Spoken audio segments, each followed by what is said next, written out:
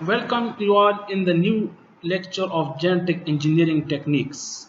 In the previous lecture, we have discussed about the DNA extraction, total cell DNA extraction, plasmid extraction, and the phage DNA extraction. Here we will look at the DNA extraction protocol that's a part of the practical as well. Different types of materials and reagents that are required for DNA extraction are trisbase, proteinase K, phenol, chloroform, ethanol, RNase, STS, sodium dodecyl sulfate, ethylene diamine tetraacetate, EDTA, tryptone, uh, yeast extract, sodium chloride, LB medium, Luria, Bertani medium, TE, Tris, EDTA buffer, and lysis buffer. Luria botany medium mainly contain 1% tryptone, 0.5% yeast extract, and 200 millimole NaCl. That's why this medium is complex medium. T buffer की जो mainly composition होती है इसमें 10 millimole tris and 1 millimole EDTA है. दोनों को जब हम कंबाइन करेंगे वो टी ई बफर बन जाएगा. So these are different chemicals required in DNA extraction at different stages. Have a look at the procedure of the DNA extraction.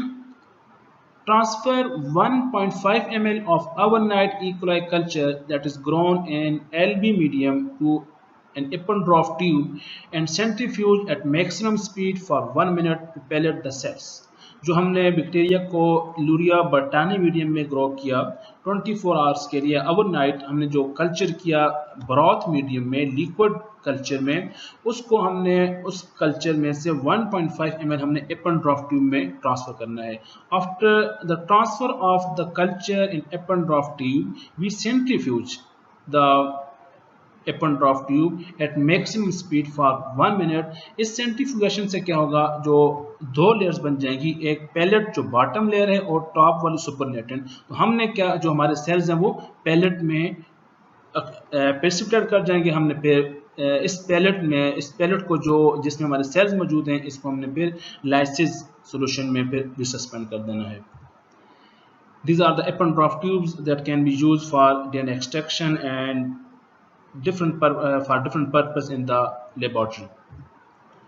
After that, discard the supernatant. जब centrifuge करेंगे तो centrifugation के बाद जो एपनड्रॉफ tube है उसके दो पोर्शन होंगे, एक अपर पोर्शन दूसरा लोअर पोर्शन. जो अपर पोर्शन है उसको हम सुपरनेटेंट बोलते हैं, जो लोअर पोर्शन है उसको हम पैलेट बोलते हैं. अपर पोर्शन से हमारा कोई कंसर्न नहीं है क्योंकि अपर पोर्शन में डेब्रिज मौजूद हैं. अपर पोर्शन में जो रॉ मटेरियल मौजूद है, जो हमारे सेल्स हैं वो सेल पैलेट में मौजूद होगा. तो हमने सुपरनेटेंट को डिस्कार्ड कर देना है. Remove as much of the supernatant as you can without disturbing the pellet. तो सेल पैलेट को हमें डिस्टर्ब नहीं करना, हमें सुपरनेटेंट को रिमूव करना है और ज़्यादा से ज़्यादा सुपरनेटेंट को रिमूव करना है ताकि हमारा जो पैलेट है वो प्योर फॉर्म में बच जाए. After centrifugation, there are two portions. One is the upper portion that is called supernatant and second is the bottom portion that is called the pellet. तो हमारे जो सेल्स हैं वो पैलेट में मौजूद हैं. सुपरनेटेंट में जो मीडिया के कंटेंट्स हैं उसको हमने डिस्कार्ड कर देना है. तो हमने मैक्सिमम सुपरनेटेंट को डिस्कार्ड करना है ताकि जो हमारे पास पैलेट है वो मैक्सिमम उसमें सेल्स हम रिसीव कर सकें और उसके इन सेल्स से हमने अपना डीएनए एक्सट्रैक्ट करना है. Resuspend the cell pellet in 600 microliter lysis buffer and vertex to completely resuspend the cell pellet. जो ये पैलेट है इस पैलेट को हमने लाइसिस बफर में, लाइसिस सॉल्यूशन में जिसकी जो कंसंट्रेशन है 600 माइक्रोलीटर होगी उसमें हमने रिसस्पेंड कर देना है. After resuspension of this pellet in the lysis buffer we vortex mean complete mixing of the pellet in the lysis solution by using a vortex. ये वर्टेक्स है, इस वर्टेक्स में हमने अपने सेंट्रीफ्यूज जो एपनड्रॉफ ट्यूब है इसको हमने इस पे प्लेस करेंगे और इसको कंप्लीट मिक्स करेगा. ये जो भी हमारे सेल्स हैं वो लाइसिस सॉल्यूशन में, लाइसिस बफर में कंप्लीटली मिक्स हो जाएंगे. After that incubate at 37 degree centigrade for 1 hour. 1 घंटे के लिए हमने इसको 37 डिग्री सेंटीग्रेड पे इंक्यूबेट करना है. Next, after incubation, add an equal volume of phenol chloroform and mix well by inverting the tube until the phases are completely mixed. Incubation के बाद फिनोल क्लोरोफॉर्म की इक्वल कंसंट्रेशन हमने उसमें mix करनी है. Do not vertices the tube, it can share the DNA. इसमें vertices नहीं करना, हमने मिक्स करना लेकिन वर्टिक्स नहीं, वर्टिक्स करेंगे तो इस तरह जो डीएनए है उसमें डैमेज हो जाएगा। Spin at maximum speed for 5 minutes at room temperature. There is a white layer, protein layer in the aqueous phenol chloroform interface. जो व्हाइट लेयर है उसमें प्रोटीन्स हैं, जो एक्वस लेयर है उसमें हमारा डीएनए है और उसमें एक इंटरफेस फिनोल क्लोरोफॉर्म का बन जाएगा। Carefully transfer the upper aqueous phase in a new tube by using 1 ml pipette। जो aqueous phase है उसको हमने नेक्स्ट जो न्यू ट्यूब है उसमें हमने ट्रांसफर कर देना है, क्योंकि aqueous phase हमारा डीएनए मौजूद है। Next step is step 4 to 6 can be repeated until the white protein layer disappears। 4 to 6 जो steps हैं, जैसे हमने इंक्यूबेशन किया, इसमें फिनोल क्लोरोफॉर्म ऐड किया और स्पिन किया, ये स्टेप्स हम रिपीट करेंगे जब तक जो व्हाइट प्रोटीन लेयर है वो डिसअपियर नहीं हो जाती। Next step to remove the phenol. अब चूंकि हमारे पास फिनोल भी मौजूद है इसमें, add an equal volume of chloroform to the aqueous layer, again mix well by inverting the tube. उसमें equal volume of chloroform add करेंगे, उसको फिर अगेन मिक्स करेंगे। Spin at maximum speed for 5 minutes, centrifuge for 5 minutes, then transfer aqueous layer to the new tube.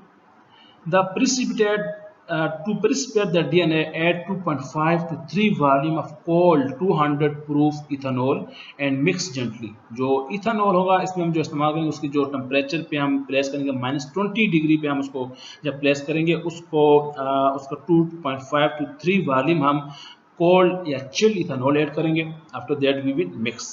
DNA precipitate can be visible. तो ethanol की addition के बाद जो DNA precipitates हैं वो इजीली विजिबल हो सकते हैं। Incubate the tube at -20 degree centigrade for 30 minutes और मोर। हम 30 मिनट के लिए -20 डिग्री सेंटीग्रेड पे जो ट्यूब है उसको इंक्यूबेट करेंगे। Then again centrifuge at maximum speed for 15 minutes at 4 degree centigrade. Discard the supernatant. Centrifugation के बाद अब फिर दो लेयर्स बन जाएंगी, सुपरनेटेंट और पैलेट। इसमें हम दोबारा सुपरनेटेंट को डिस्कार्ड करेंगे and rinse the DNA pellet with 1 ml 70% ethanol. अब जो हम इथेनॉल इस्तेमाल करेंगे ये इथेनॉल चिल्ड नहीं होगा, ये रूम टेम्परेचर पे स्टोर किया हुआ इथेनॉल होगा, उसमें हमने अपने पैलेट को रिसस्पेंड कर देना है। स्पिन और centrifuge at maximum speed for 2 minutes. Carefully discard the supernatant and air dry the DNA pellet. हमने फिर डीएनए पैलेट को एयर ड्राई कर देना है। After that resuspend the DNA in the TE buffer, Tris EDTA buffer में उसको रिसस्पेंड कर देंगे। तो मेनली जो हम अपना डीएनए स्टोर करते हैं वो टीई बफर में स्टोर करते हैं। After that check isolated genomic DNA on the agarose gel. तो हम एगारोस जेल पे अपने डीएनए को चेक करेंगे और स्पेक्ट्रोफोटोमीटर में हम उसकी कंसंट्रेशन चेक कर सकते हैं। हमने प्रीवियस लेक्चर में पढ़ा कि 1.8 आनी चाहिए 260/280 पे। That's all about the DNA extraction protocol। DNA extraction protocol में मेनली जो स्टेप्स हैं वो तमाम सेल्स के लिए सेम हैं, लेकिन मॉडिफिकेशन हो सकती है।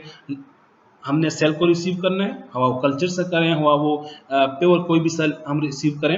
उसके अलावा हमने फिर सेल को लाइसिस करना है, सेल को हमने डेब्रिस को रिमूव करना है और डीएनए को प्योर करना है, प्रेसिपिटेट करना है। तो डिफरेंट प्रोटोकॉल्स डिफरेंट स्पेसिमेन के लिए हम इस्तेमाल कर सकते हैं। नेक्स्ट लेक्चर में हम डिस्कस करेंगे how to obtain gene of interest.